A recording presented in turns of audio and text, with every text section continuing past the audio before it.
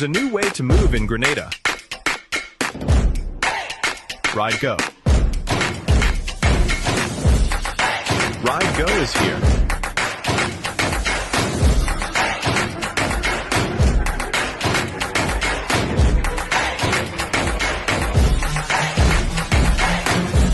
Ride Go. Where do you want to go? Are you a progressive young leader, a proactive emerging executive, a rising professional? Then you need appropriate cover for your vehicle. Introducing the Pro Motor Plan from Beacon. Car insurance that includes free loss of use, windscreen cover up to $3,500, free special perils, free accident forgiveness. Get Beacon's Pro Motor Plan today. Don't procrastinate. Call Beacon today at 440-4447 or visit beacongrenada.com.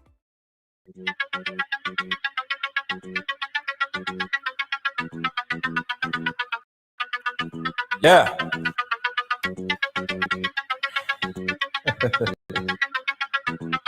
Right along live. Welcome to the live Tuesday on the ride. Yes.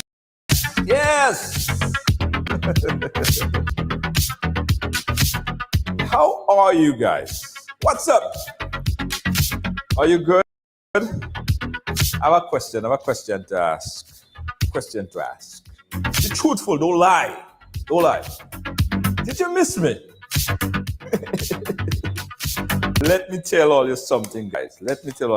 We have a real good relationship here. And you know when you're away from someone for a day or two, someone that you really care about, someone that you really love, and your heart really attached to that person, and how you feel that you need to just be next to them, close to them. That's how I feel about you guys. Like, so we in Grenada, you guys know, and we had a lot of problems with our internet connectivity. So last week we was plagued by this. Yesterday I had to travel, so I didn't make it back on time. And I had this yearning, this urge. I really miss you guys. I feel like I want to hug everybody. Digital hug. Oh, you didn't miss me, Leslie? Okay. All right, Leslie, you didn't miss me, and I get you. Anyway, guys, we have an interesting program lined up for you. We have a conversation. We have a conversation to have, right? So we have Kem Jones on the program today, and of course, Ian Django Thomas. These guys, you know, they speak their mind. And on Tuesday, it's an opportunity for you to speak your mind. It's what's pissing you off, what's stuck in your craw. Right here. And we want to get your participation as well, all right? So we go open up the phone lines, get what's pissing you off. But let me tell you guys what's pissing me off. And some of you guys do it all the time, and it pisses me off. Now, there are certain people on social media that I don't follow, watch, I don't care to be informed or updated with some other things that they do. Sometimes, guys, I get updates from some of you who send me links like where these said individuals or whoever are saying all these nasty things. And I just want to tell you guys, please, you're not in a favor by sharing this thing because I don't care about these people. I don't watch them, I don't follow them, I don't care what they have necessarily because I don't care to be informed by what they have to say. Oftentimes it's something derogatory or negative. I don't like that energy. I like to be around people who have pure heart and good energy. And you see that negative, nasty energy from people, always negative, always have the worst to say, and they never have anything positive to even speak about. It's pure, everybody's a dirtiness, everybody's a nastiness, the wall is always falling in their world. I don't care to hear about them. I have enough stress in my life. I have enough things to worry about. I have enough things to do. I'm too busy, right? What pisses me off is when internet messing up. Let me check. Let me check, guys. Let me check. Let me check how the internet look. I'm sorry if the internet looks bad. If it looks bad, I'm very sorry. Oh, yeah, it looks horrible. It looks horrible. Nothing I could do about it. You gotta work with me, right? Um, the video is blurry. I see it on my phone. It looks blurry, but that's the internet here. Guys, I don't know what else to do. But anyway, could you guys hear me though? Could you guys hear me? If you could hear me, just ignore how the blurry video look and give me a thumbs up if you could just hear me. If you could just hear me, that's important. Yes? So, essentially what I'm saying, you don't need to share with me. You're not doing me a favor because I am not interested. All right? What's going on with my internet? I'm sorry. Right, okay, you can hear me. At least you can hear me. I know my video is blurry and it looks distorted. I could see that. But at least you could hear me. So guys, I'm saying I don't want to hear it. I'm not interested. Okay? I'm not interested. I don't want to hear. Okay? Joining me right now, his video might look much clearer than mine, hopefully, is Django. And Django has a lot to say. Guys, you're seeing Django much clearer than me, right? I'm sure you are. Let me see. Django, are you there? Hold on.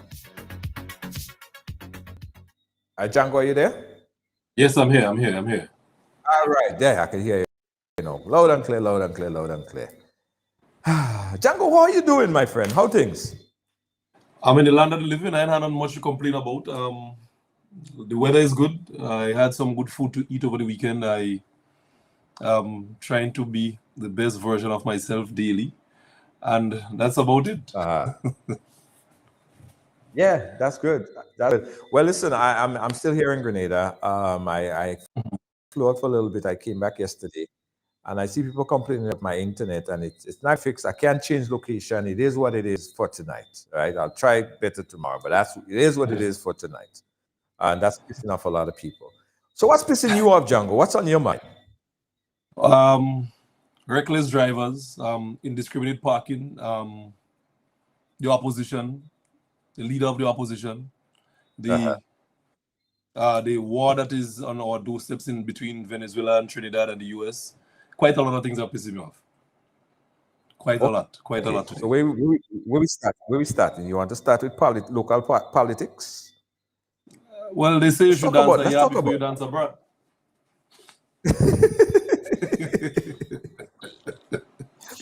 Let's start, Django. What's on the top list of what's pissing you off? Let's discuss. And Kem is going to join us in a little while. Yes, the disregard for our democratic institutions. That is something that is really pissing me off this evening.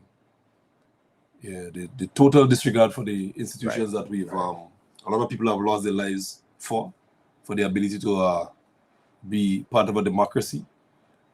And we have some folks taking it lightly and playing games with it.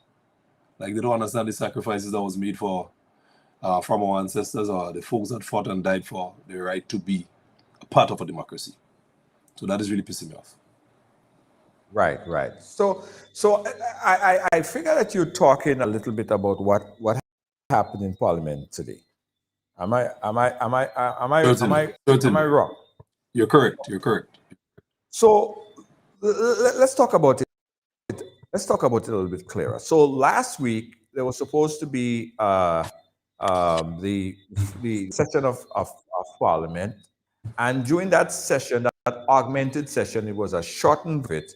The leader of government business and the team decided, because the document was not sent through I don't know if it was in channel at a particular time. Yeah. The opposition didn't receive it at the appropriate time, and so that session pushed back or pushed forward for today, which was the 4th. in Parliament today, what we saw was only the government side, Peter David, who is now an independent MP, but no members of the opposition. Right? What's to that? And why do you think that the opposition, why are you hearing that the opposition chose not to attend today's sitting? My interpretation, and that is my personal opinion, the opposition was of the view that the US-Venezuela conversation would have been brought to the fore today. Yes? And they want to abstain from opposition. So they wanted it to be a situation whereby the government takes a position and vote and make that decision, and they would come in the back and say, well, we didn't support it, we didn't vote for it, no matter what the repercussion would have been. You see, so it's not that they chose to be away from the parliament for a legitimate reason, but it's more like ducking and playing games. I remember a couple of years ago when there was that casino bill, same NNP, there were members from the Christian society that was part of their team that when it's time to vote, they sat in the parliament, and when it's time to vote, automatically they had to use the washroom. So it's a continuation of games that have been playing in terms of taking the position and being firm when it comes to the nation's business. They're on games, and we have to call them out. So let's look at it from this perspective, right?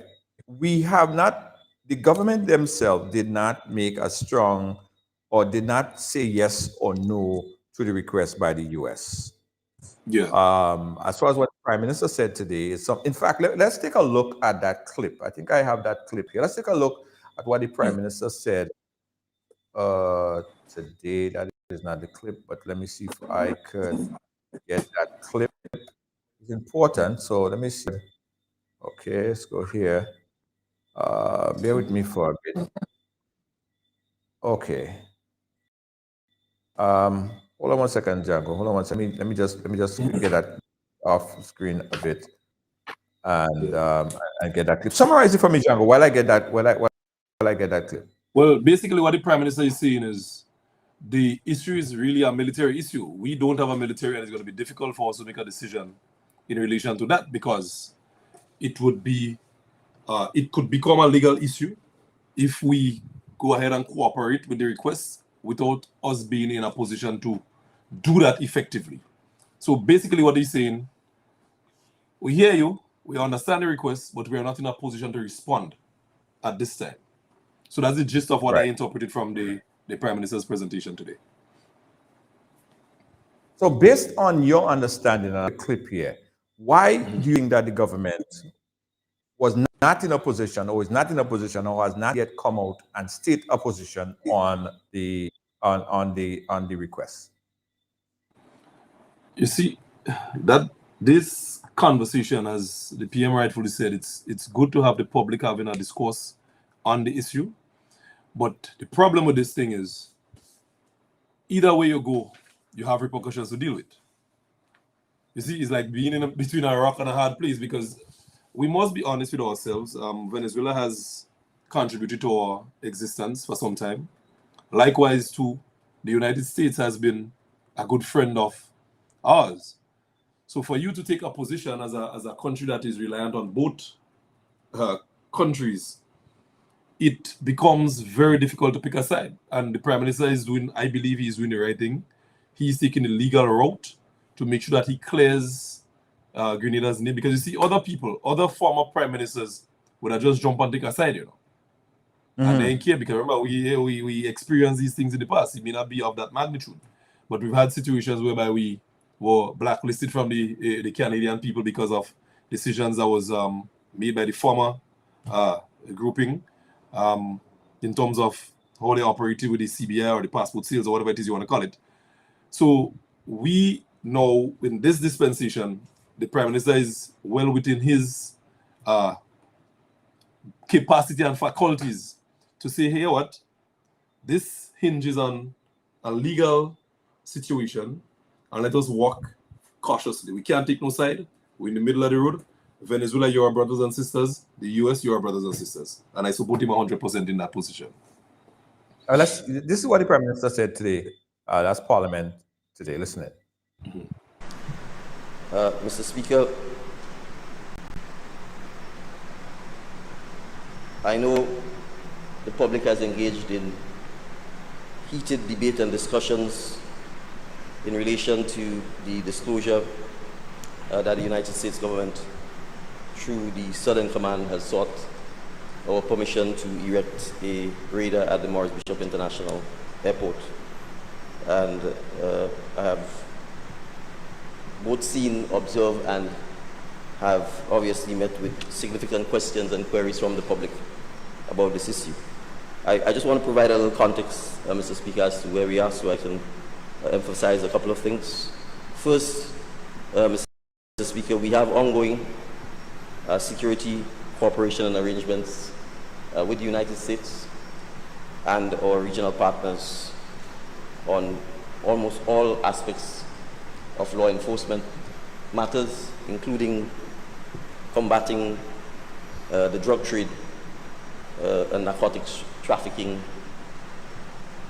and the proceeds of narcotics trafficking through various legislative initiatives that are common to many of us, through many corporate and regional institutions such as the RSS, CARICOM Impacts, the GRCC, the Gun Intelligence Unit, and other areas of cooperation. Sometimes the cooperation does extend to the U.S. Southern Command, which is the military arm of the U.S.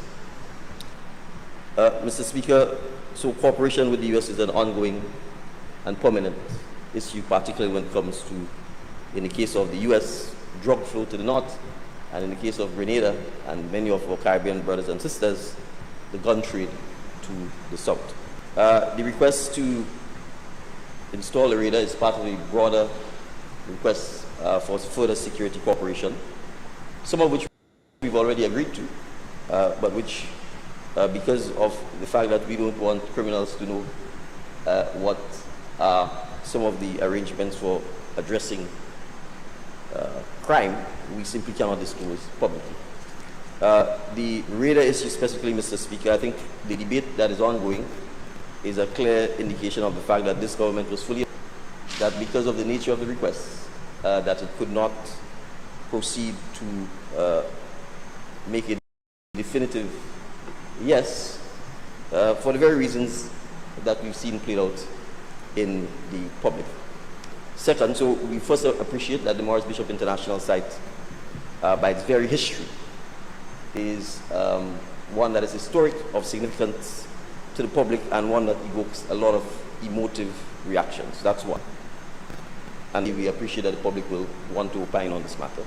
Second, and perhaps more fundamentally important, the Morris Bishop International Airport is a civilian airport, and therefore it is not equipped to treat with military-type operations. Third, any installing of the radar would obviously disrupt the operations of the Morris Bishop International Airport, and we would need technical advice as to whether or not it was feasible or advisable to do so. And so, Mr. Speaker, when the Ministry of Foreign Affairs put out the statement indicating that we were considering requests, to a large extent, what we were doing is paying attention to the technical aspect of the request and whether or not such a request could in fact be accommodated at the Morris Bishop International Airport. That technical assessment is still ongoing and it has not been completed. The U.S. request included first an opportunity for Southern Command to assess the site. They have done so, and after having done so, they would have indicated that there were two sites that they were interested in. In light of the ongoing discussions that we've held with them on the technical issues, they have come back and indicated that they are interested perhaps in one site.